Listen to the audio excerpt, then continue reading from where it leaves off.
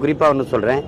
இந்தியை எந்த மாநிலமும் எதிர்க்கல, ஆனா நாங்க எதிர்த்தோம். ஏன்னா இந்திய நிலப்பரப்பில் வாழ்கிறதுலே மூத்த குடி நாங்க தான். இந்த துணைக்கண்ட முழுமைக்கும் பறவை வாழ்ந்த தொல்குடி சமூகம் நாங்க தான்.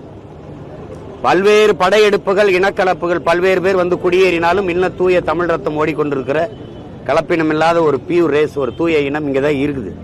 அவ்வளவு பிரச்சனைக்கு இடையிலேயே இந்த காலத்து பிள்ளைகள் பேண்ட் ஷர்ட், டி ஷர்ட் இதெல்லாம் இந்த மாதிரி உடைய உடுத்தி கூட சென்னை கடற்கரையில் நாங்கள் தமிழண்டான்னு சொன்னதை நீங்க பார்க்க முடியும். அந்த அடிப்படையில் இந்திய திணிக்கும் போது இந்தியாவில் ஒரே ஒரு மாநிலம் தான் எதிர்த்தது.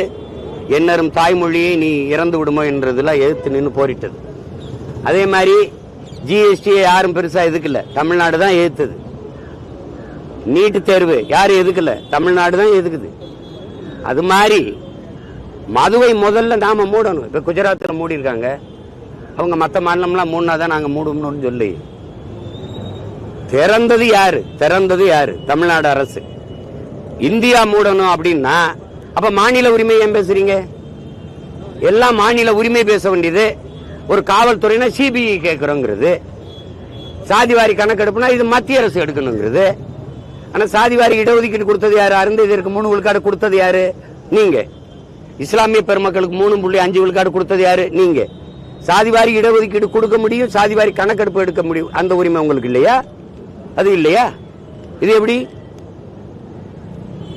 எது ஒன்றையுமே மத்திய அரசுக்கு சாட்டி விட்டுறது. அவர் தான் எடுக்கணும், சாதிவாரி கணக்கெடுப்பு அவர் தான் எடுக்கணும். ஆனா வாய்களையும் மாநில உரிமையை நாங்கள் காப்போம் மீட்போம் பேசுகிறது.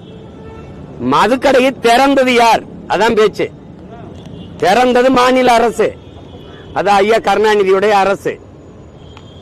திராவிட முன்னேற்ற கழகம் சொல்ல முடியாது. பேரறிஞர் அண்ணா என்கிற பெருந்தகை ஆட்சி காலத்தில் இல்லையே, பக்தவச்சலம் ஆட்சி காலத்தில் இல்லையே, காமராஜர் ஆட்சி காலத்தில் இல்லையே. அப்போ கேட்டா அது சுத்தி கற்பூரம் தீ எரியும் போது கையில எதுக்கு கற்பூரத்தை வச்சுக்கிட்டு இருக்கு? எப்படி இருக்க முடியுங்கிறது. ஏன் கற்பூரத்தை கையில வச்சுட்டு இருக்க? தூக்கி நெருப்புல போட்டு இரு.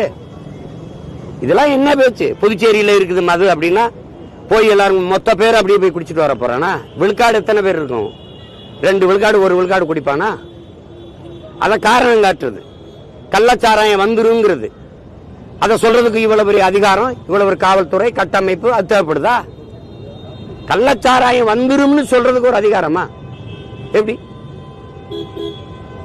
சீமானு கோட்டு போட்டா பிஜேபி வந்துரும் சொல்றதுக்கு ஒரு திராவிட கோட்பாடா? ஒரு கட்சியா? வர விடமாட்டோம்னு சொல்றதுக்கு தான் கட்சி அதிகாரங்கள் தேவைப்படுது, தலைமைகள் தேவைப்படுது. வந்துரும், அவருக்கு போட்டா வந்துரும், இவருக்கு போட்டா வந்துரும். இது என்னது? இது மதுக்கடையை திறந்தது யார்? நீங்க.